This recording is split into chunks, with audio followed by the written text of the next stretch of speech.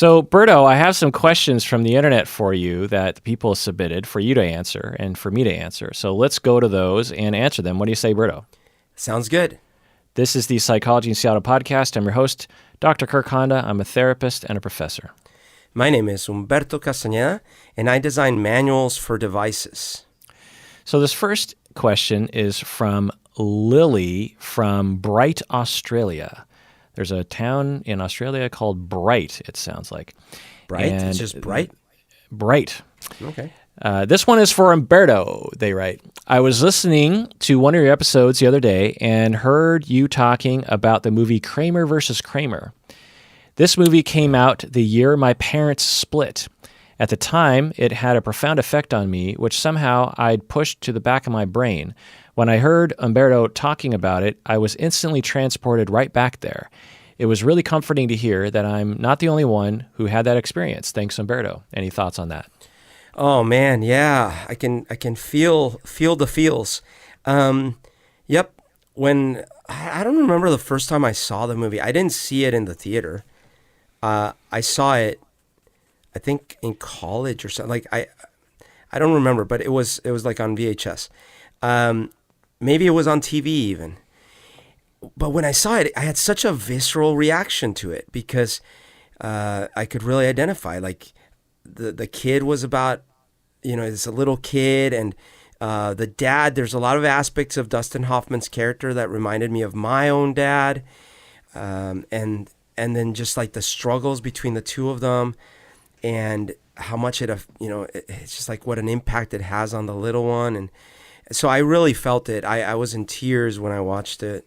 It was a very well acted movie, very, very good. I wonder if a whole new generation of people will grow up in 20 years and have similar thoughts about the movie Marriage Story, which was also about a divorce.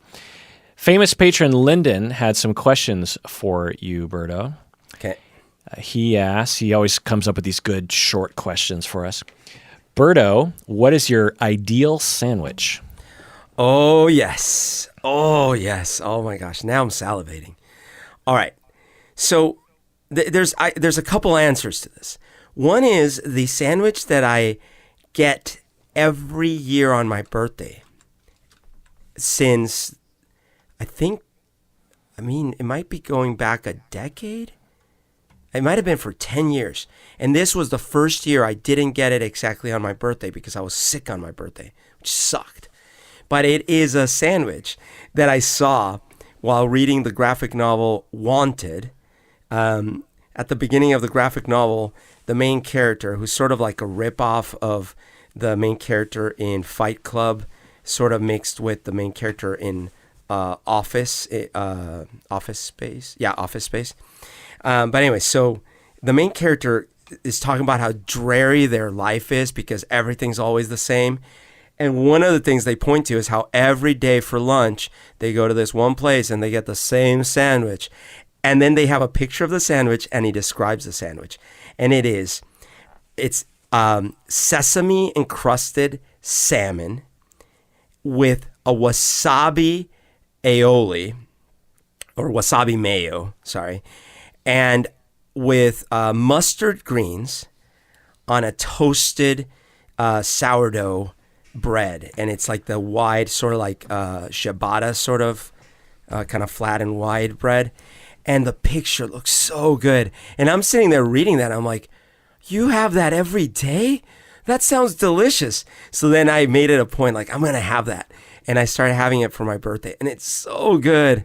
So good. There's been exceptions, like years where like, oh man, no, we didn't have the right ingredients, this, that. And every time I feel bad when it's not the exact same thing. So that's like my favorite birthday sandwich. But I do have a secondary favorite sandwich, which is very simple, and it's a peanut butter banana and jelly sandwich. Yeah, it sounds like that's what my mom used to have. What she would have would be it was toast, and she would put peanut butter down, and then she put a banana down, coins down, and then sometimes she put honey on top of that. Ooh, that sounds good too. Just in general, like bread, and I do generally like bread toasty, not too toasted, but toasty. so toasty bread with some peanut butter, some banana, and some sort of little bit of sweet, especially if it's like a Marionberry or, oh my gosh. But I do honey too. That sounds good too.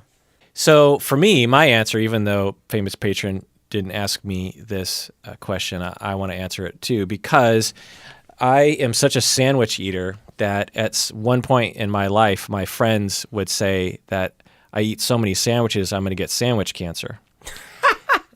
And so I have a little list here. The first one that came to mind was a perfect little baguette, chewy, but not too tough. Fresh out of the oven. There's a little French bakery down by Antioch that I go to often that has really good baguettes. You can't just go to the store and get a baguette from the grocery store because it's usually been out there too long and that kind of thing. So you don't need to toast this because it already is toasted from the oven it just came out of. Right. Brie, lots of creamy, moldy-ass brie. Butter, turkey, not too much. Cranberry. This is a classic French turkey cranberry sandwich. Love that. Just, that. And sometimes, like when I was in France, the hotel we were staying at had a little, continental breakfast area, and it had all the fixins. And it was a pretty small hotel that probably only had like maybe a dozen rooms or something. And in the basement, like in a wine cellar kind of area, they just had this glorious spread. And I found that my mouth is watering just thinking about it. Every day I would just go down there and I would get one of the baguettes and I would just put a ton of brie and I think maybe like what do they call currants or something? Anyway. Oof. Another favorite is a grilled ham and cheese with French fries. Oh, sure. Like from a classic American diner. Uh-huh. Wait, American cheese? No, cheddar. Okay, good. Yeah. Phew. Another one is a toasted bagel, just toasted just enough, similar to that chewy but not too tough baguette, but definitely toasted. Cream cheese, not too much. Lox, capers, red onions. I'm down for that, dude. Another one. This is the one that I gave you, and you loved it, which was toasted white bread, cheddar cheese, a good amount, peanut butter, and dill pickle. Yes, I did love it. Oh my gosh, my mouth is watering. People freak out about this one. Of course. Because cheese, peanut butter, dill pickle. Trust me, people, it's awesome. And then my last one here is a croissant club. So you got mayo, mustard, roasted turkey, Swiss cheese, bacon. Just an amazing experience. Okay. I will say that my third sandwich, and by the way, I'm not counting arepas. That's a separate thing. So my third sandwich would be, in fact, a really good croissant with avocado, some like garlic, maybe garlic spread or something, and melted cheese. Oh, and then back when I was eating eggs, I would have had a fried egg in there. Oh my gosh. So wait, getting back to your favorite, that has salmon. I thought you were vegan. Wait, my salmon sandwich? I'm mostly vegan, but we're talking about my birthday. What am I supposed to do? Not eat my salmon sandwich on my birthday? Like, what is this world coming to? I see. Next salmon question. are not people, my friend. Next question from, but it does have eyes. This next question from famous patron Lennon asks, what is a book you've always wanted to read but never got around to, Berto? Oh, yes. Okay. So actually, there's one that I've started 1 billion times and never finished. It's called the Golden Braid, I think. And it's a book written probably in the 80s, maybe. The Golden Braid, Escher, Bach. Do you know the book I'm talking about? No. Okay, so Gödel, Escher, Bach, Eternal Golden Braid. That's the name of the book. It was written by Douglas Hofstadter, and it is this fascinating book. Totally recommend it, where it's got all these narratives about historical narratives, but related to puzzles and mathematics, and it's really fascinating. But the reason I never finished it is because I would get to this one part in the book where there was sort of a puzzle that it presented. And I was trying to solve it. And I didn't want to keep going in the book until I solved the stupid puzzle. But inevitably, I would get busy with other things, and then I wouldn't solve the puzzle. And then time would go by, and I'm like, okay, fine. I guess I'll never solve the puzzle. But now I forgot the first part of the book. So I would start reading the book again, and then get back to the puzzle. And then I'd be like, okay, this time I'm really going to solve the puzzle. So I still have to finish reading it. Like, I have never finished the book. Interesting. Sorry, and then the other one is more one that I've never even started, but I've always wanted to read, and it's the Dostoevsky brothers Karamazov, I think. I don't know. Yeah, I think that's it. Yeah, I mean, I can't even begin to answer this question because I am one of the least literate person that you'll ever meet. All the reading that I've done in my life has been for academics or work or whatever. All the books, or 99% of the books on my shelf. I will say that in one of those little public library booths that you see in communities and neighborhoods, the little leave one, take one little book things. Before the coronavirus thing, I actually perused one of those in my neighborhood, and they had an old copy of Pinocchio. Oh. And I thought, I've never actually read that story, and it probably is, very different from the cartoon, and because it probably predates it. Yeah. And boy, was I right. I actually read it maybe last week, couple weeks ago. It's pretty short. It's a very weird book. Is that Grimm, Brothers Grimm? I don't know. I don't think so. Oh, okay. But it, I guess I would know if I read the book. Oh, no, because it's an Italian story, right? Yeah, I don't know. It's stretching my abilities here. But I will say that the book is very strange. There's in the similar way that when you learn about the real story of like Cinderella or the real story of the Little Red Riding Hood, or the real story of Hansel and Gretel, you're just like, my God, that's a violent, horrible, and kind of boring story. Some of these stories you're just like, man, that middle part was just long and dreary. Yeah. And so Pinocchio is kind of that way. There's some weird twists and turns that Disney simplified into a much more enjoyable story, I will say. Yeah. I had even with the Disney story, I tended to be confused when I was a kid. I was like, wait, what? What happened? Because there's an even more simplified version of the story that focuses on the core of it, which is like, okay, he's a little puppet, he wants to be real, and he gets into some trouble. But there's a lot more, even in the Disney movie, there's a lot more to the story. And I'm like, it was always a little hard for me to follow. And by the way, it was an Italian writer named Carlo Collodi.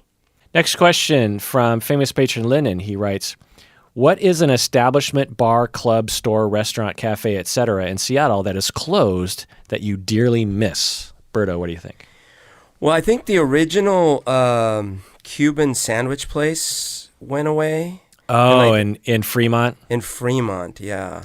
And then they reopened, but I don't know that it's as good. I remember trying it after reopened, and now I'm not sure if it was as good or not. But certainly the original was amazing. Yeah. And then I guess I will say on that topic, if you're looking for a good Cubano sandwich, is to go to Gio's, which is a actual Cuban restaurant in Greenwood. It has an excellent Cubano sandwich that absolutely rivals the one from that place that you're talking about, which I can't remember the name of right now. Yeah. But other than that, I don't know. I mean, some of my favorite sandwiches, restaurants are still around, luckily. How about you? You must have a whole bunch because you know so many restaurants. Yeah, so I actually made a list and it's long. So these are not just restaurants, but clubs and bars too. And some of these you'll be like, oh my God, yeah, I remember that place. The Underground. If we're counting clubs, the Underground. Exactly. I have that on my list too. So I'm going to rattle off the ones that are significant but not a huge deal to me. And then I'll get to the ones that are truly painful to me. Okay. So Burger Shack in Belltown, it was a very short-lived burger place in Belltown that I thought had the best burger I'd ever eaten, and it disappeared. And now it's like, I think, a pizza place, which is also good. Anyway, the Underground in the U District, as you said. Yeah. But I don't really miss that place because it's not like I would go back there if I was, if I wanted to. The Down Under in Belltown, which is another dance place. The Scarlet Tree in Ravenna. The Vogue in Belltown, which is another dance place from back in the day. It was the goth industrial place. The Ditto in Belltown, which was a place that my band would play a lot, and other big bands like Soundgarden and Mother Love Bone and all those bands would play there as well. New World, which was in Ballard, it was a club. I played there with Harvey Danger back in the day. Wow. The Firehouse, which is in Ballard. The various bagel shops in Seattle all kind of disappeared. There used to be a fair amount of bagel shops in Seattle. That's true. The Oz, which was Scoochie's back in the day. Another dance place down by the Space Needle. Village Sushi, the original location. Blue Bistro on Capitol Hill was this very cool. Did you ever go there with me? Yes. Yeah, very extremely kitschy, cool little venue. Every booth that you ate in had its own culture and its own look, and you were completely cut off from other people. So you felt like everyone there, it's like you had your own little weird closet that you could eat in. Rock Candy, which was a club downtown Seattle. Yeah. If you're familiar with the very first Pearl Jam video, Alive, they shot it there. Celebrities, which was a dance club downtown Seattle, where the Phoenix Underground eventually was. I have a lot of good memories from there. Dutch Ned's, where I played in Pioneer Square, my band used to play there a lot. Sit and Spin in Belltown, which was a place where you could, it was a bar / club / laundromat. Laundromat, yeah. The Cloud Room, which was a bar at the top of a hotel downtown. That was amazing. Oh, I went. Wait, which hotel was it? Because I remember going to the top of a hotel to a bar. Yeah. The Warwick or the... Yeah. Yes. Exactly, yeah. Okay. I didn't know that was gone. Yes, I believe it is. Oh. Romper Room, which was another dance club in Belltown by the Space Needle, kind of. And then later it became Hula Hula, which also closed. Oh, right. Yeah, you remember Hula Hula. Yeah. Which is a very fun karaoke place that we went to almost every week, seemed, for a while there. Teeny Biggs, which was right next door. That was the Erotic Bakery. And Teeny Biggs closed too? Yeah, now it's that whole block has been torn down, and I think it's condos now. The Erotic Bakery, which was this very risque, very famous bakery in Wallingford that made whatever kind of naughty cake you wanted for a birthday cake. So you could get it. This was like in the late 80s. You could get a cake with a giant penis coming out of it or something, and that was, really something in the 80s. You didn't see that kind of stuff very much. Cafe Minis, which was right across the street from Hula Hula, and it was a 24. It was one of those, when it's late night and it's after 2:00 and you've been drinking and you want to get some food. Yeah. There were only a few places that you could eat 24/7 in Seattle, and Cafe Minis was one of those places. It was kind of like the fancier place that the fancier people would go to. Like, Mitch would be a guy that would go to Cafe Minis. All the various video stores that I miss in Seattle. There was a point where I was so poor that I couldn't afford to pay late fees for my late videotapes, that instead of paying the fee, because I just literally didn't have the money, I would say, well, I guess I'm never going back to that video store. And, because this is before Blockbuster was a thing or was a big thing. Like in Seattle, you had probably 50 different little, mom and pop video stores. And so I would just go to the next video store down the street. Wow. And I would love that video store until I made a mistake and returned one late. And I was like, well, shit, I'm never going back there again. I probably did that to like 25 different video stores, by the way. And coincidentally, they would all go out of business shortly after. Yeah. The 50th Street Market, which was on 50th Street in Wallingford. I used to work there. I kind of missed that place. Various different movie theaters, like the UA Theater, which used to be down in Belltown. Anyone listening is probably really bored, but I'll just rattle through. Food Giant, Jafco, which was like a Target back in the 80s, Jafco. J. Jacobs, yeah. It was where you got your audio-visual stuff in Bellevue anyway. J. Jacobs, which was a very upscale clothing store in the 80s. The Kingdom, of course. I miss the Kingdom, kind of. Larry's Market, Lusty Lady, which was a porn store / peep show. But that was Chong's favorite place. it was in Pioneer Square, and it was known for its pro-woman stance in a weird way. And they always had these funny billboards on the outside, and I kind of miss that. May's Finney Ridge Cafe, Mama's Mexican Kitchen, the Mars Bar, which you and I actually played at. Yeah. That after hours place on Capitol Hill. Do you remember that it was upstairs and it was above Hill. Yeah, it was. We went there a bunch of times. Yes. Yeah. It was above a limb prosthetic manufacturing plant or something. And it was absolutely illegal, but it was after hours and it was a dance place. And Mitch would actually DJ there sometimes, I think. The Red Robin by the University Bridge, Twin Teepees by Beth's, and this one's going to kill you, Knock Knock. What? Yeah, that disappeared a long time ago. Oh, I guess I remember that, but that's, yeah. So that was one of our favorite dance clubs because it was rarely full, and they often played like actual good 80s dance music and stuff. Yeah. Okay. So now we're onto the list of the things that are true losses for me, which I'm sure will even bore the listeners even further, but it's a shorter list. Funhouse by the Space Needle, which was a kind of a grungy place where bands played, and it was right by where I used to live, and we used to play there. Speakeasy Cafe, which was one of the very first internet cafes in the Northwest, I think. Yeah. And it burned down in 2001. And they would have jazz bands, and you could get beer and wine and check your Pine email. The Denny's in Ballard and in South Lake Union, I miss those. The Pagliacci in the U District is gone. It's a different pizza place. Yeah, isn't that crazy? It's gone? Yeah, it's a different pizza place now. It's crazy. Oh no. Yeah. That was the original. That was the first one I ever went to. Yeah. All the various old coffee shops in Seattle, I miss all those. I mean, the thing that I'll say is my memory of Seattle, like when I think of Seattle, my Seattle, I think of 1989 or 1990 Seattle. It was a very humble place. It was pre-grunge, pre-Microsoft boom.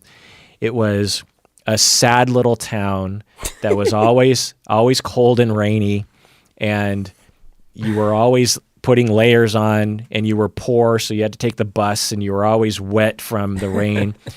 And you'd go into these like real grungy coffee shops where you knew the barista, and the menu was simple. You had drip coffee, you had Americano, and you had latte, and you had a regular espresso shot, and that was it. There was no macchiato or, all the various different. There was just there was just three things on the menu. Oh, and a mocha. Of course, you'd have to have a mocha.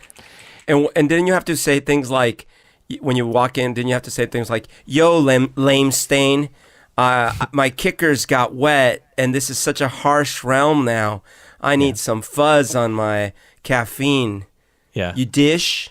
Yeah. So Berto right now is referencing a classic spoof when Seattle scene was so big.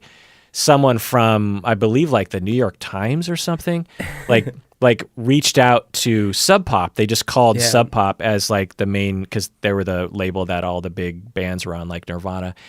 And they just called Sub Pop, and they were like, "Oh, we're doing this article on Seattle culture, and so we'd like to ask you, like, what's the lingo in Seattle? Give us the lingo. Like, you might say if you called like the the skateboard or the surfer lingo in Los Angeles, there might be words like, riding the tube or whatever it is that they say. And so they were calling Seattle, asking for that. And Seattle and grunge was so anti-establishment and so snarky. Like they birthed snark. The woman was like Megan Jasper. She just thought it was like the dumbest thing, and so she just made up a bunch of shit, and they printed it.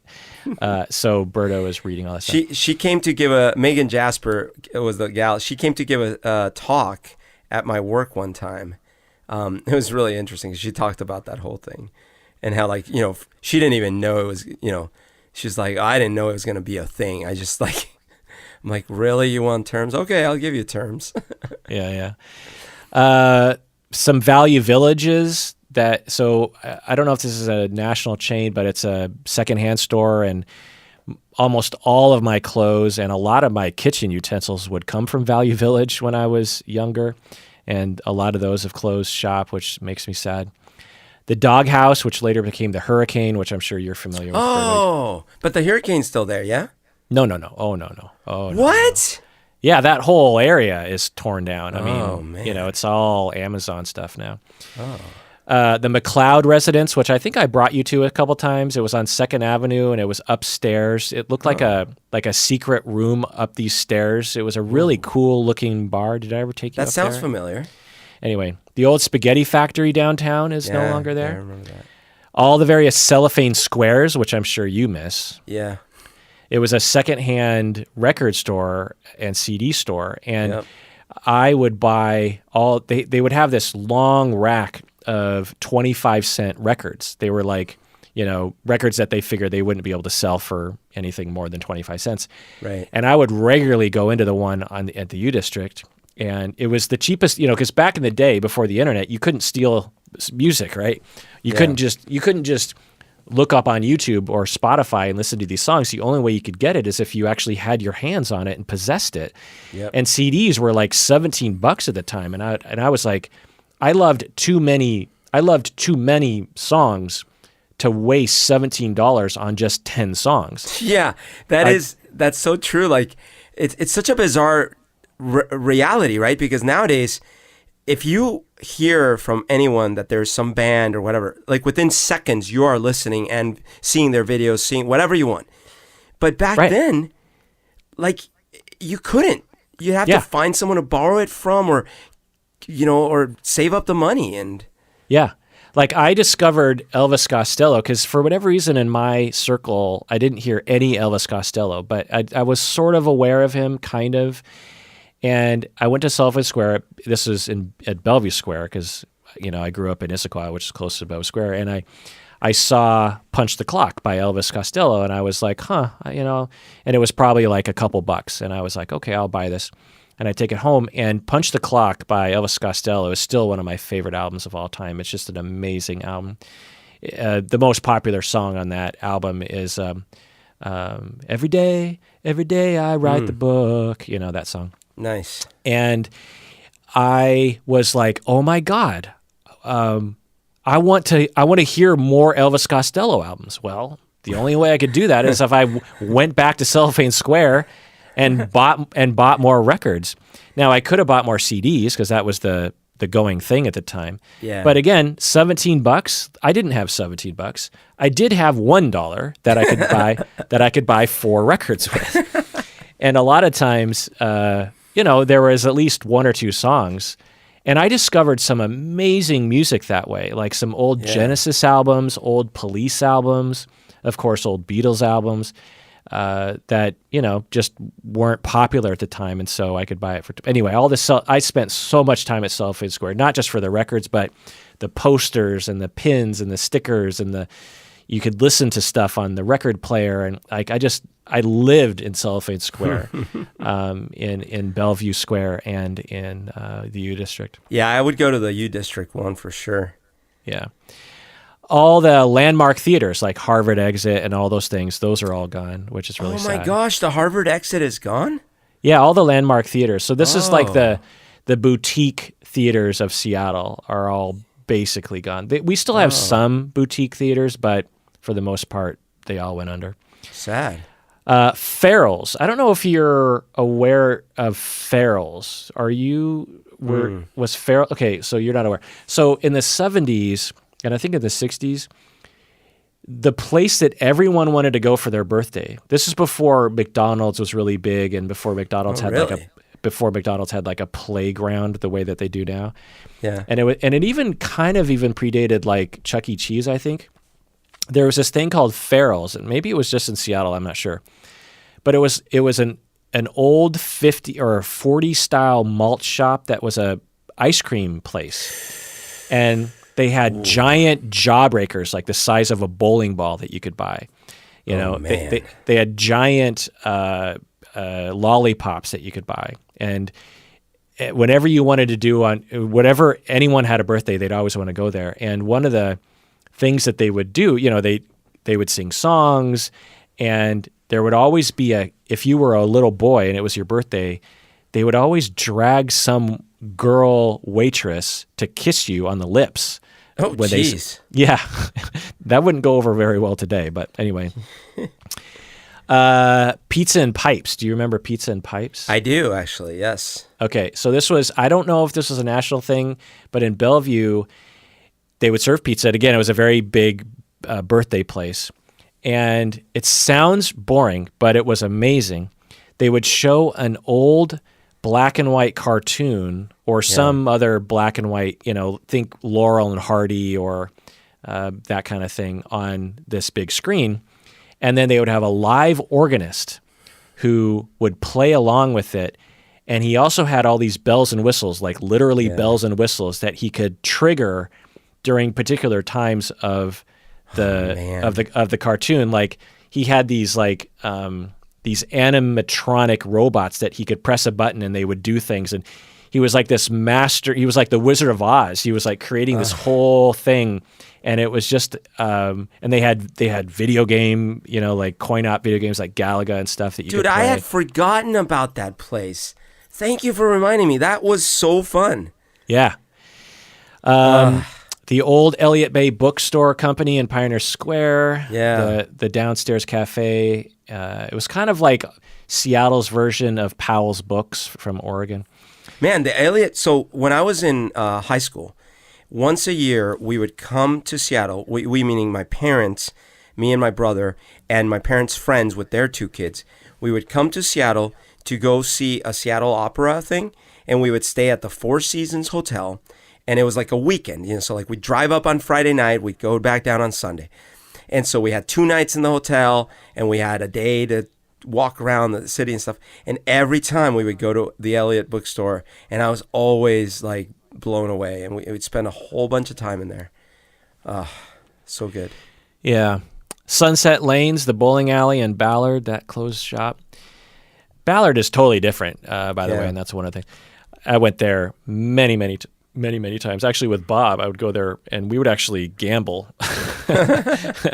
And the video game arcade place in Seattle Center. Did you ever go there? Are you old enough to remember? It was a giant video game tent that was erected as video games became very popular. That is, I don't know if you know where the big jungle gym is. A video game tent in the Seattle Center? Yeah. Anyway, it had like dozens of coin-op games, and one of the games they had there was the Red Baron. Oh. You remember Red Baron? Oh, yes. It was basically a first-person, you're in an airplane, a biplane, and you have to shoot down other planes. Yeah. And for whatever reason, this was my jam. I was good at this game. And whereas other games I was always not very good at because you just never have enough time to get proficient, you know, or enough money. Enough quarters, yeah. And I'll never forget because, you know, back in 81, and they actually show this in the movie Tron with Jeff Bridges, the dream of every 10-year-old in 1981, like myself, was to be playing a video game so well that a crowd would form behind you. Ah. And that's what happened to me at the Video Game Arcade Center at Seattle Center when I was playing the Red Baron one time. Wow. I could feel the presence of people behind me and I was in the flow, man. I was shooting down planes. I was unstoppable, and like I could feel more and more people kind of gathering around as the crowd formed. More people said, "Oh, I wonder what's going on over there." And more people watched, and I was just like, "Yeah, this is my 15 minutes of fame." Have you ever had that experience before? I don't think I've had that at a video game arcade. I've had that, I've had that playing online, like playing video games online.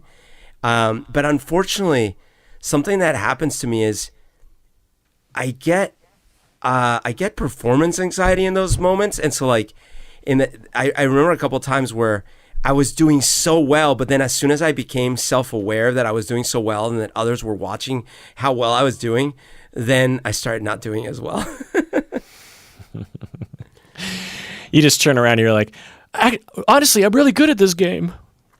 Yeah. No, trust me in any other circumstance. Just don't look at me. All right. On that note, let's take a break. When we get back, let's answer more questions for Umberto. What do you say? Let's do it.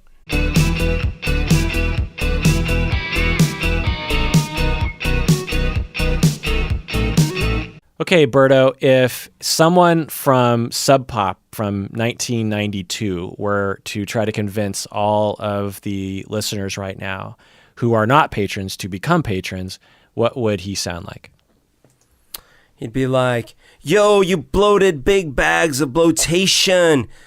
You gotta bound and hang your way over to the website and Cobnobbler become like a full-on fuzzy kicker, which means, like a Patreon patron. Otherwise, you're going to be just like a lame stain. So, rock on and keep on swinging on the flippity flop.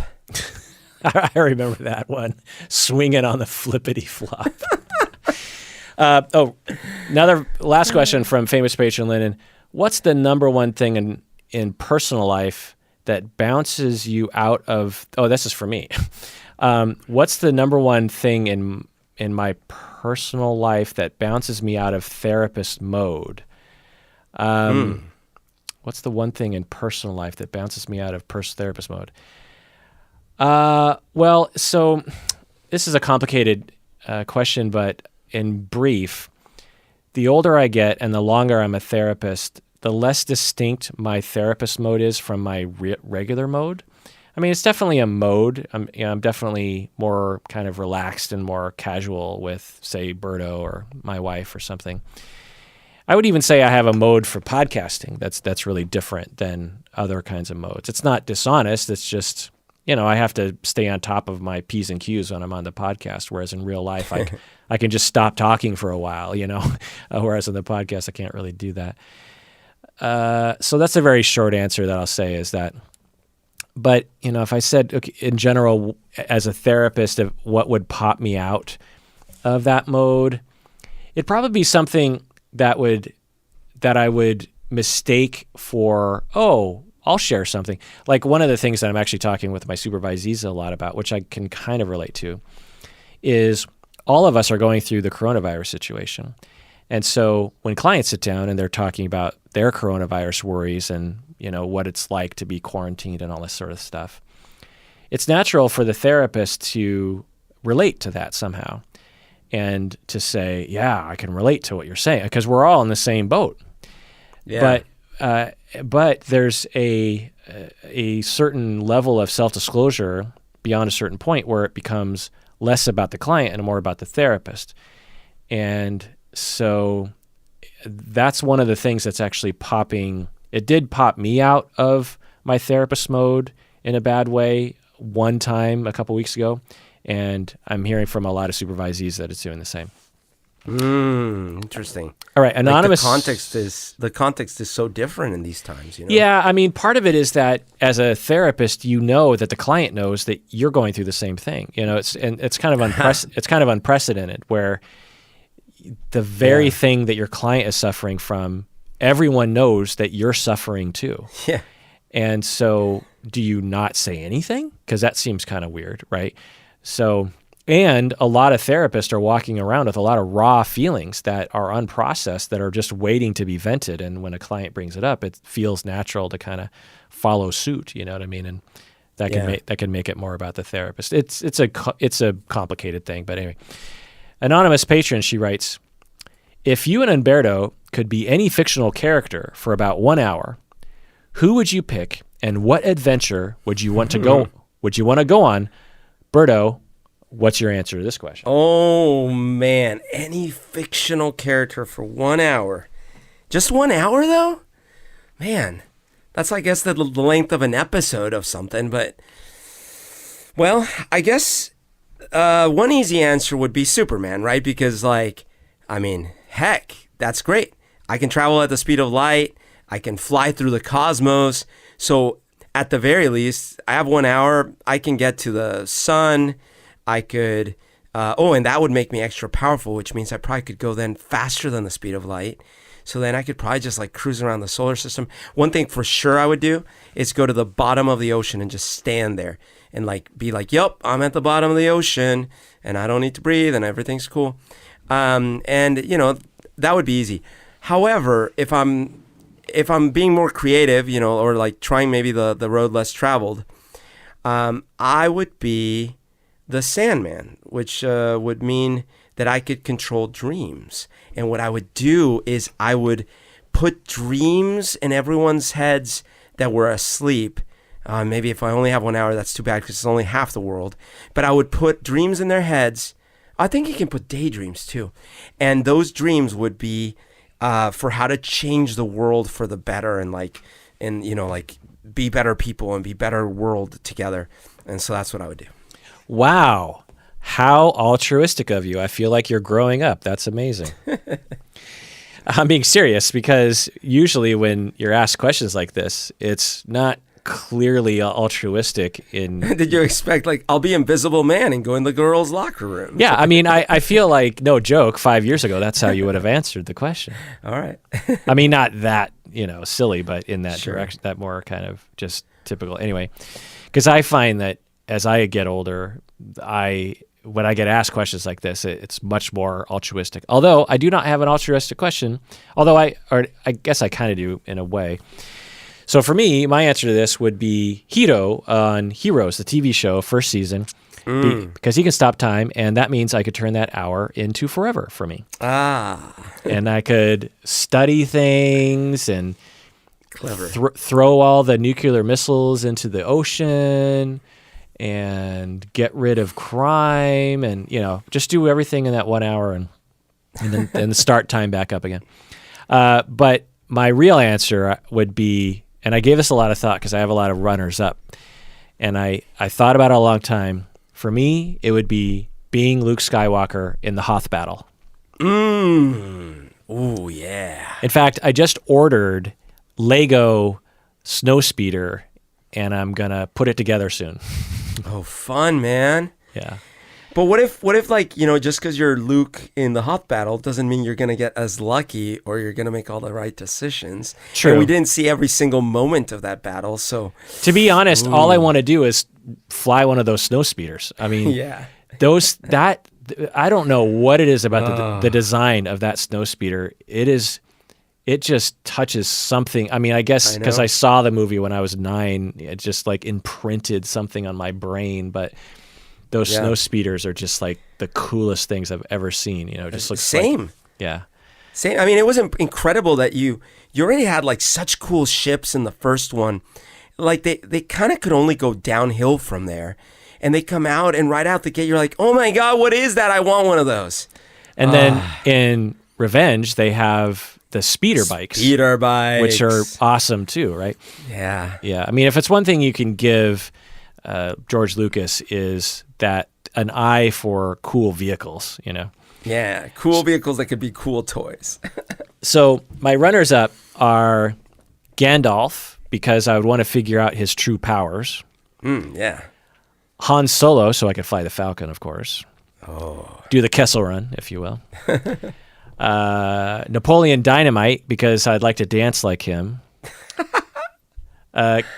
Captain Kirk, because I mean, come on, Sure. Yeah, fighting right. maybe fighting right. Khan or something, or saying goodbye to Spock or something. Time Bandits, the boy during their adventures. Have you seen that movie, Time Bandits? Yeah. So this movie came out when I was around 10 years old and was completely geared towards me. And I recently rewatched this movie, and it's just a glorious movie, made by one of my favorite writers, Terry Gilliam. Yeah. The thing though is, for whatever reason, I didn't see it as a kid. I don't know if it didn't come to Columbia or whatever. I didn't see it as a kid. And so I went all through high school, then college. I never heard of it. I never saw it. And I was at work one time. This was like in, I don't know, 15 years ago or something. And someone's like, blah, blah, blah, blah, Time Bandits. And I'm like, what's that? What do you mean, what's that? Time Bandit? And they were in shock and disbelief that I never saw it. So we actually booked a conference room, and during like a work day, so that we could all watch, like the whole team watched Time Bandits. And I liked it. It was good. Yeah, I mean, watching it as an adult, it might be like, okay, whatever. But imagine being 10, which is kind of the age of the boy. Yeah.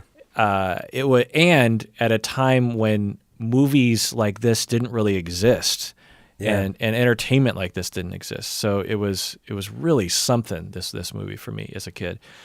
Yeah. I probably watched it, I don't know, dozens of times when I was that age.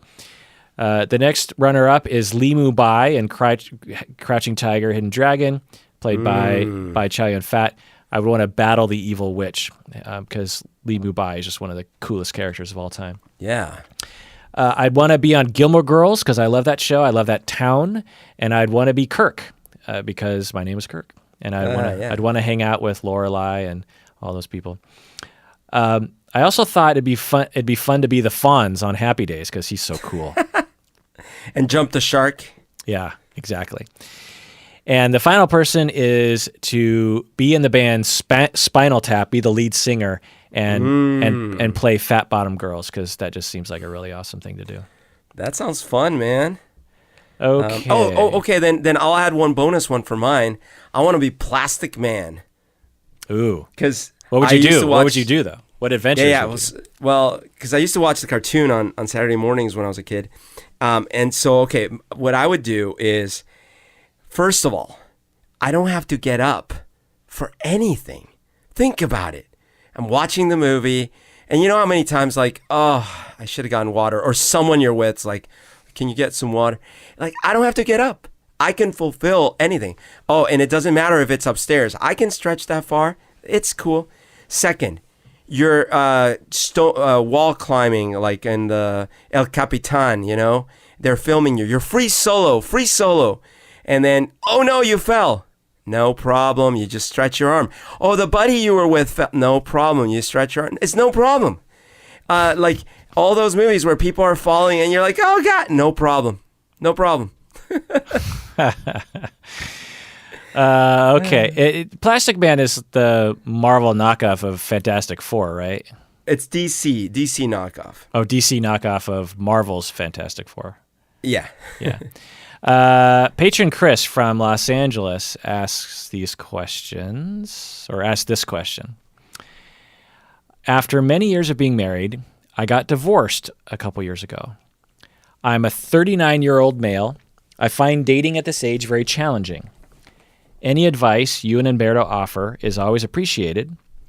I'm a little too old to fall for most of the advice online targeted towards men, like advice from Jordan Peterson or pickup artists, etc.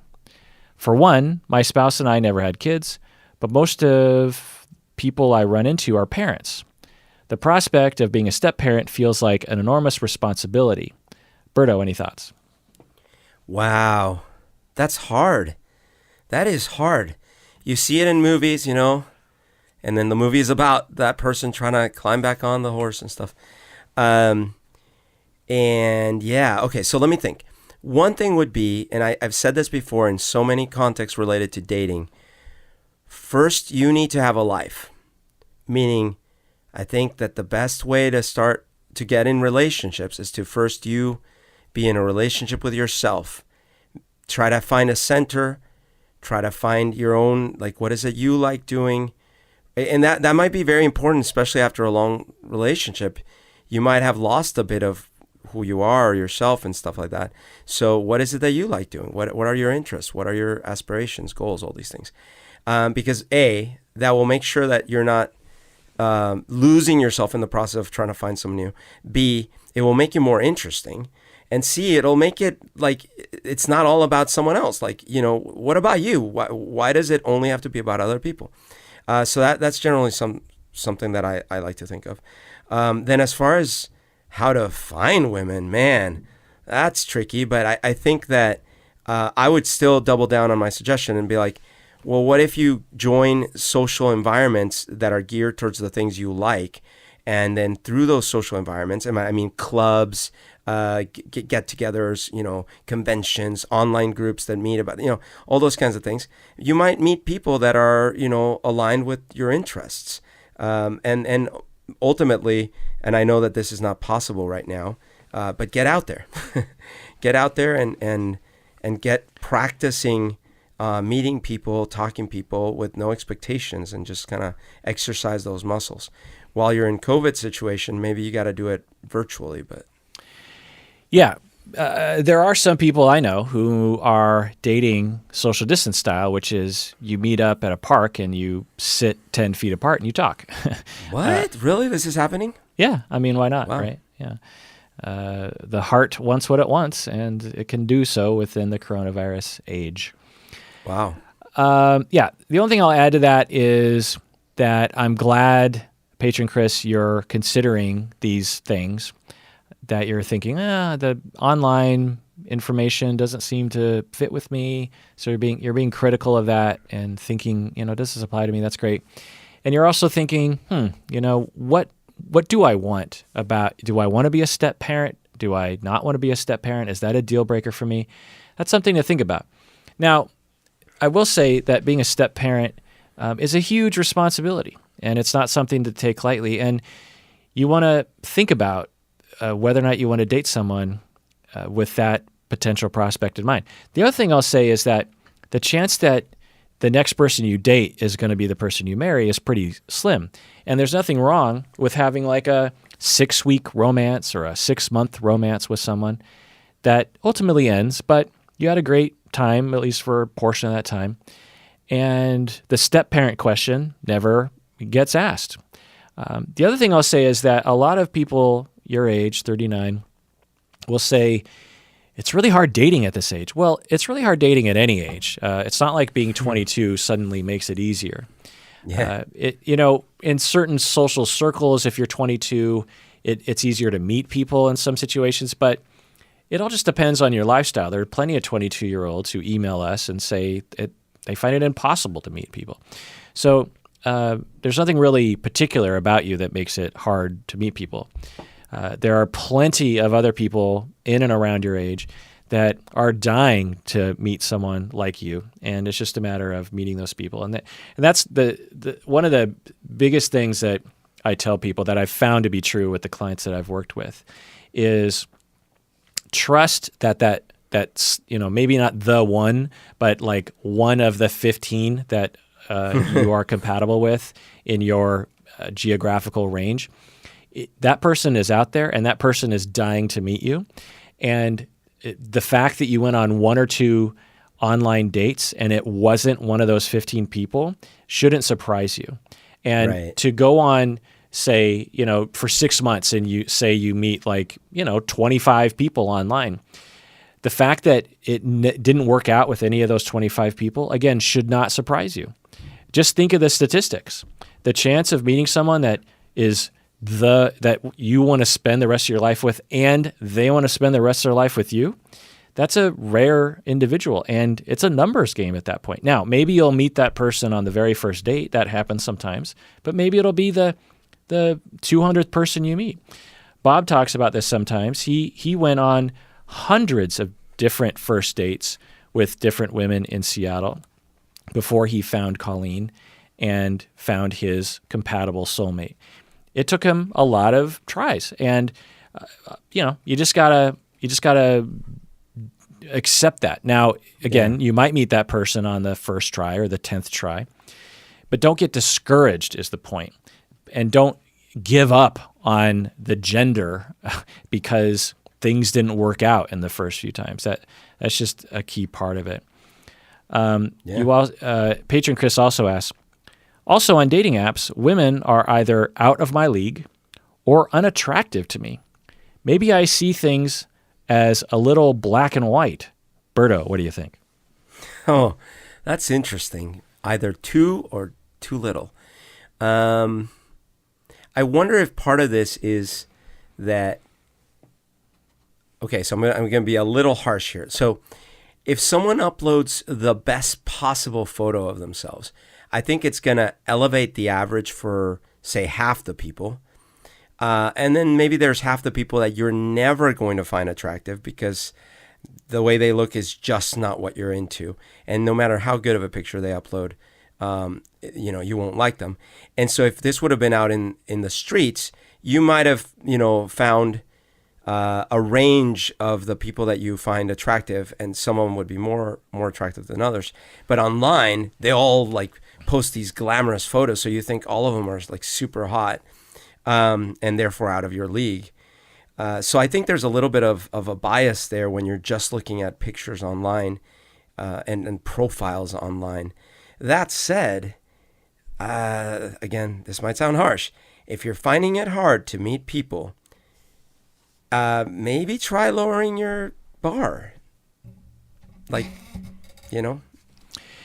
Yeah, absolutely. That if you can. But, that might be kind of hard for some people to do. I mean, one of the things that I have noticed in observing people as they online date is that they will, especially with apps like Tinder, which is completely based on the picture that the person has. I find that people are looking for sort of like a hot person, if that makes any sense. Yeah. They're flipping through the pictures. Not everyone is like this, because there's certainly people who actually avoid the hot people because they associate them with douchebags or something. But there's plenty of people, it's just like, does this person have beautiful eyes? They might not verbalize that, but they say that. When we actually date in real life, by the time you actually meet people, we don't date like that. We date, we become attracted to people based on a gestalt of a lot of issues. Everyone out there, think about, the last 5 people you dated, or I don't know, the past handful of people. And, if you just saw a picture of them, particularly an average picture of them, would you be able to pick apart like something wrong with the way they look? You probably could, right? This or that wasn't quite right, or, if you could change it, I suppose you might have changed 1 or 2 things.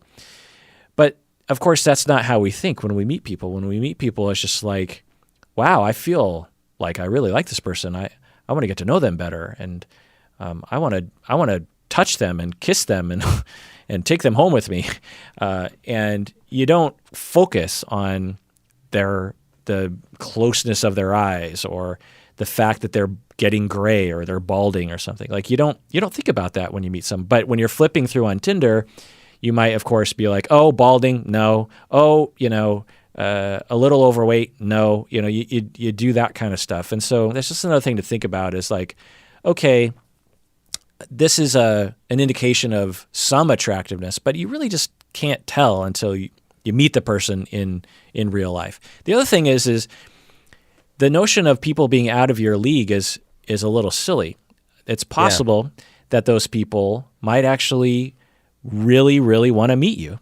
So even though they look like they're out of your league, it doesn't mean that you can't put out some feelers and just be like, hey, Now, some advice about that is if a woman on heterosexual dating apps, if you can tell that she's really attractive, there's some disproportionate amount of messages that go towards women that are, the top 1% attractive women on these dating apps get like half of the messages. I don't know the exact stat, but it's something like that, because there's certain women that just provoke a huge amount of men to just take their chances of just like, well, I'm probably not going to get with her, but it's worth a try, and these women just get showered with messages, and so just think about that as either as just empathy for them of just like, well, I don't want to be another one piling on,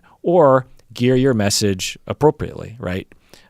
Make it a little bit more personal, so it sticks out somehow from all the random stuff. Anyway, like a dick pic, you mean? Yeah, totally. So he goes on to say, being alone the last 3 years has definitely been difficult, but I'd rather be on my own than be with someone that I don't have feelings for. I've been on 3 first dates this year, but didn't really feel a connection with any of them. But I don't want to be alone. That puts a lot of pressure on either finding and connecting with the woman of my dreams or starting my cat collection right now in solitude.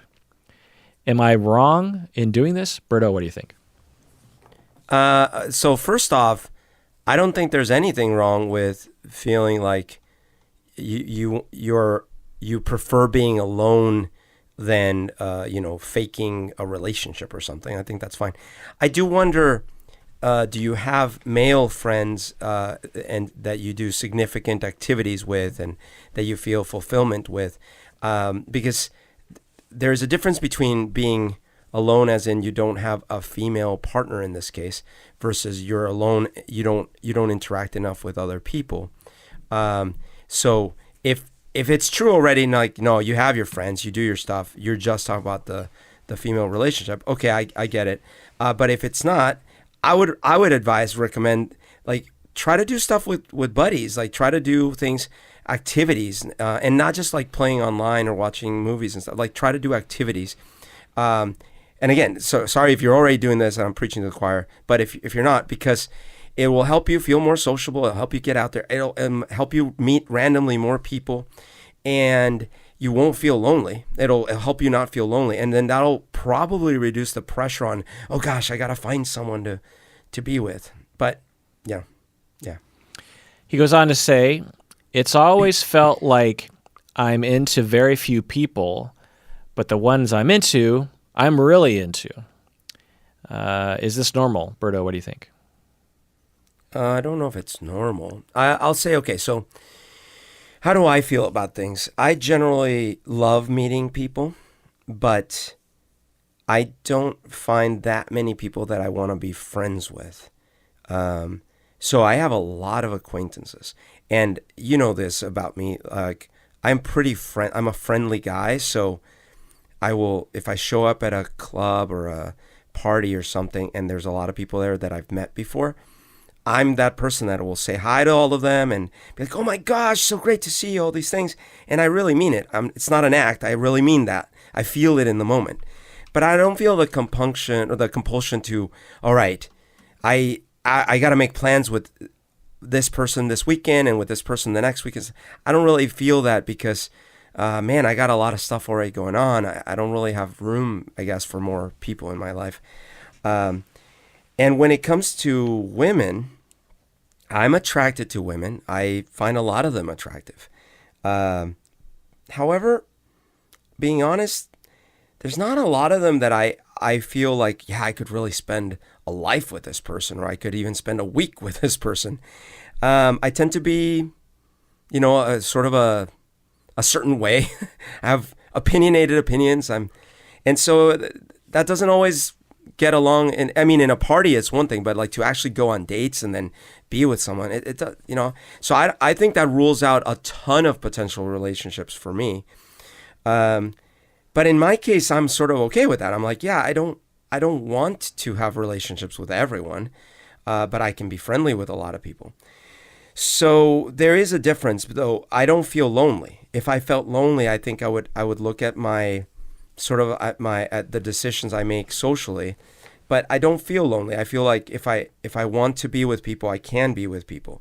So that's why I was saying earlier, like, there is a difference. If you like being, more by yourself, if you have more introverted aspects or whatever, that there's nothing wrong with that.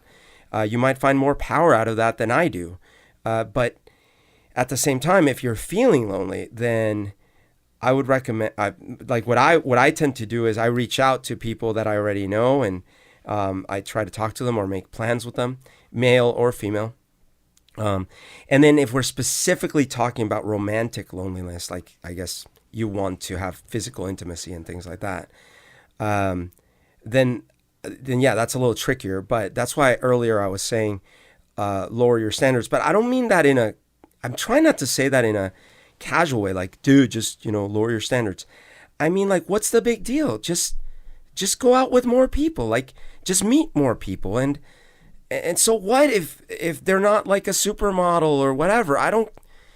Does it really matter that much? Like, I guess get a little fifth dimensional about it and be like, dude, to some level, you're not committing to having kids for 50 years and stuff. Like, you're just meeting people and going out and doing activities with those people. And so what if they look this way or that way?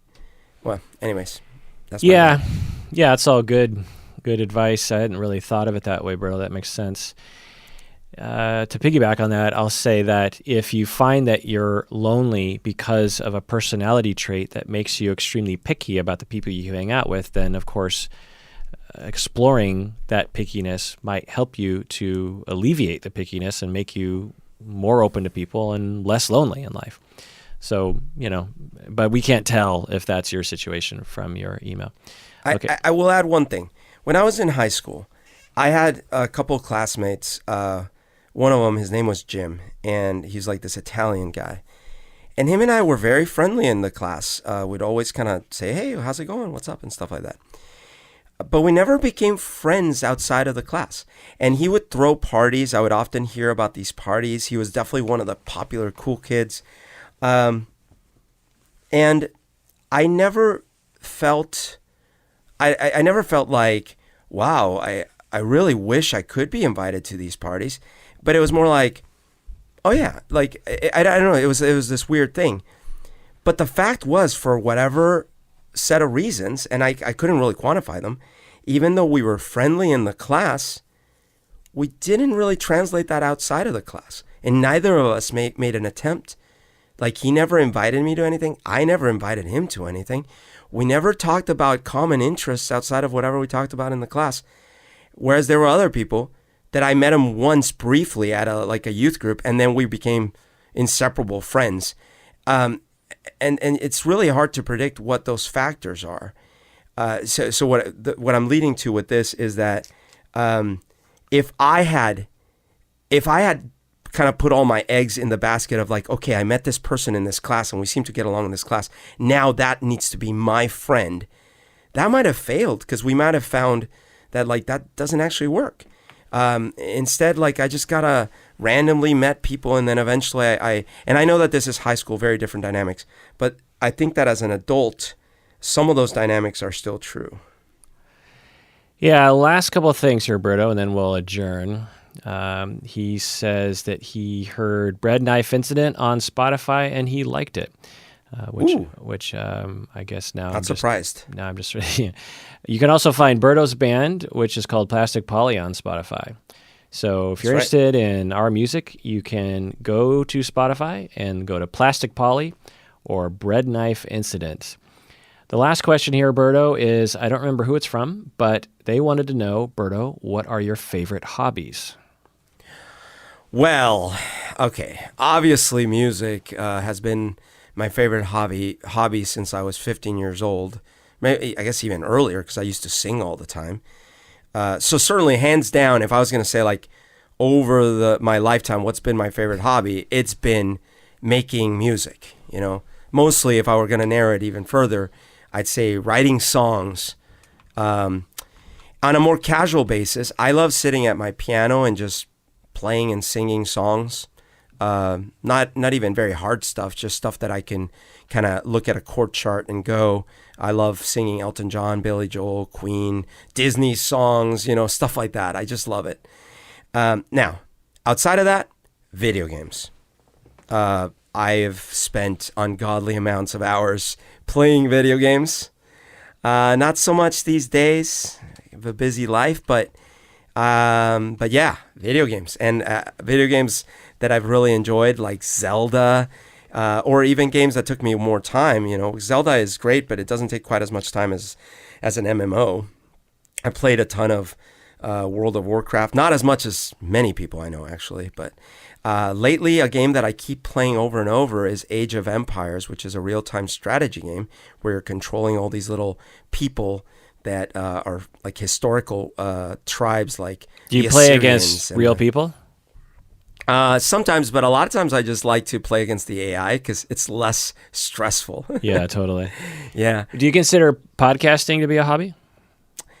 Oh, that's a good question. I guess it started as a hobby. I don't think of it as a hobby nowadays because but it's also not exactly, I mean, it's sort of like a job. That's a good question. I guess it would count as a hobby, but it's transcended being a hobby to more of like a regular thing that I do. Yeah. Yeah. It's an in-between maybe. Yeah. So for me and you, we have almost the identical hobbies, but I would say podcasting, I would categorize it for both of us as a hobby.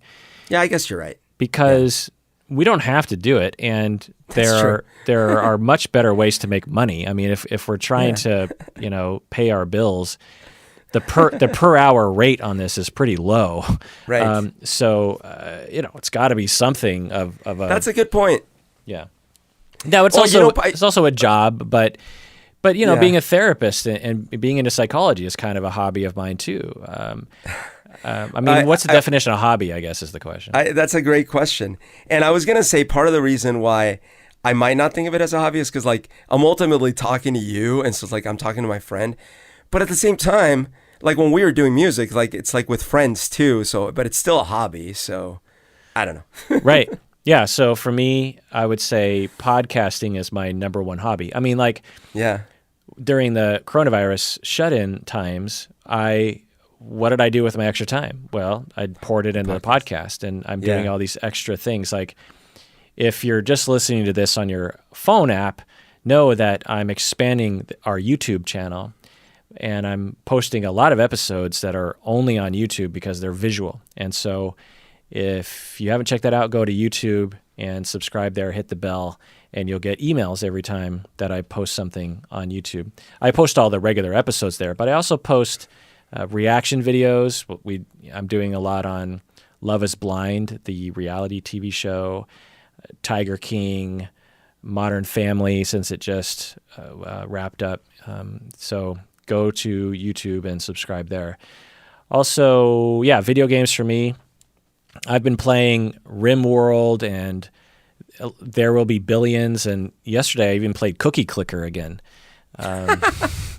So other hobbies of mine are Ancestry. I'm really into the storytelling aspect of Ancestry, and I have a lot of gathered data on my ancestry going back. Also, journaling I could consider kind of a hobby, and documenting things in my life. Like at the end of every year, I make this compilation video of everything, and it's absolutely a hobby. I like to put together photo books of particular times, like when me and my wife got married in Greece.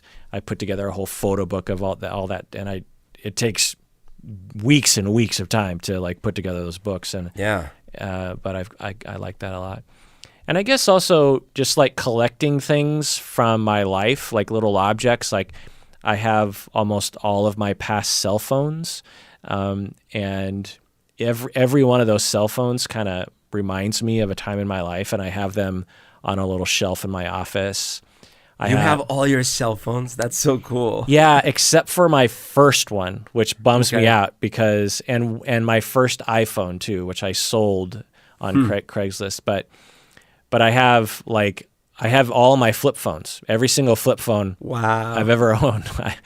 I still have. I still have my Zune, Yeah. And when if I'm talking on the phone, I sometimes I just kind of go over to that shelf and like pick up these old things, kind of flip through them, and it just reminds me of 2005 or something. That's so cool. But yeah, you've seen that shelf where I have all that stuff. Yeah. All the sort of memorabilia from my life and before my life. Like I have my great grandfather's eyeglasses on that shelf, and these are just little reminders of times gone by is Well, another kind of hobby of mine. I guess I should add. I should definitely add comic books because that's a hobby of mine. Yeah. Collecting and reading comic books. I mean, I guess I don't collect exactly in the way of like, okay, I found issue number 67 of this one series. That I do own a few first issues of some things, but mostly I like series that I get into and I read all of them all the way through, and I really enjoy that. What's one of the first issues that you have? I have I definitely have what's it called, Sandman #1. I have 100 Bullets #1. And by first issue, you mean like the first issue, not necessarily the first printing. Is that what you're saying? Some of them are first printing, yeah. Like so, I have these like you get them graded, and they're in like these vinyl plastic cases so that they're protected. Yeah, and then I have a couple that are not first issue, like they're not #1, but they're important ones. Like I have the one where Iron Man. Where what's his name? His buddy takes over as Iron Man. Okay. How come 100 Bullets is not a TV series on Netflix yet? Yeah, right. They tried. They were going to make it. I don't know what happened. That lends itself perfectly to a Netflix series. Yeah. And it wouldn't even be that hard to make because there's nothing supernatural about it, right? So no, it's all badass assassins. Yeah. And it would it would really lend itself to ongoing episodic television. Totally. In fact, that was the thing is I was really worried when I first heard they were going to make a movie but then as soon as all these series started working out, I started getting so much hope for many of the graphic novels that I like because I'm like, okay, that would work. If they did especially like on HBO where they didn't have to pull punches and stuff. Yeah, for those who don't know, 100 Bullets, the premise is that there's this organization that supersedes government and law, and they will send you a briefcase with a gun and 10 bullets, if I'm not mistaken. No, it's a gun with 100 bullets, and they're all marked, and basically, if you kill someone with that gun and those bullets, the authorities will know not to lay a hand on you. Right. So it's a bit of a mystery as to why some people find themselves in possession of this briefcase, and it kind of spans these different cultures and different, groups of people, different types of people. Yeah. And then the story progresses from there of just, it's an interesting fantasy that we all might have. It's just like, okay, if I had the power to not only kill someone, but to kill them with my own hand with a gun and a really cool looking gun in a briefcase, who would I kill? Would I kill anyone? What would I just not kill someone? Right. And all the different machinations of the decision making, the moral implications, and the adventures that these people go on would totally make an awesome Netflix show. Yes. All right. So that is that episode. What questions do you have for Umberto? You can email us by going to website psychologyinseattle.com. Fill out the Contact Us page. There's usually a link below for that. That's the best way to get a hold of me or Umberto. If you comment below or you send messages over Facebook or Instagram or whatever, it's not guaranteed that we're going to get that because there's just too many vectors of communication for me to keep track of. If I kept track of all those, I would literally have no time left in my day. So you can get a hold of me and Umberto through one way, assuredly, which is go to the website, psychologyinseattle.com, fill out the Contact Us page. The reason why I do that is because that it's a form and it asks all these important questions like, is it okay to read this email on the air? If we did read it on the air, how would you like to be referred to? What is your gender pronoun? All these kinds of things that people don't usually include these days in their comments and stuff. But we do see comments, and obviously other people see comments. So if you're listening on YouTube or on Facebook or whatever, and you want to comment below, here are the questions for you off the top of my head. If you're from Seattle, what do you miss in Seattle? What is your favorite sandwich, regardless of where you live? Do you even like sandwiches? What do you think of Kramer versus Kramer, the movie? Because we got into that a little bit. Let's see. What do you think about dating? if you could be a fictional character for just 1 hour, who would you be? Comment below. What are your favorite hobbies? What do you think about the stuff that we said? Please be nice. Berto, what should they comment below on? What question do you have for the listeners? All right. So a riff on the what if you could be a fictional character. I would say if you could be a Greek god or goddess, what would you be? Which one would you be, and why? And what would you do with their powers? So an episode not long ago, I think it was the health anxiety episode, it went on really long. And at the end of the episode, we said, well, let's think of a phrase to say, and if people comment below, then we'll know that they actually listened to the whole goddamn thing. This episode is not as long. It's only, I don't know, an hour, 15 minutes or something. But I think it's, it definitely is one of those meandering episodes that really, you got to be a hardcore fan of the podcast to have gotten this far. So let's include another phrase, and if you comment below, we'll know that you listened to the whole thing. Berto, what should that phrase be? All right. Register your podcast online. Register your podcast online.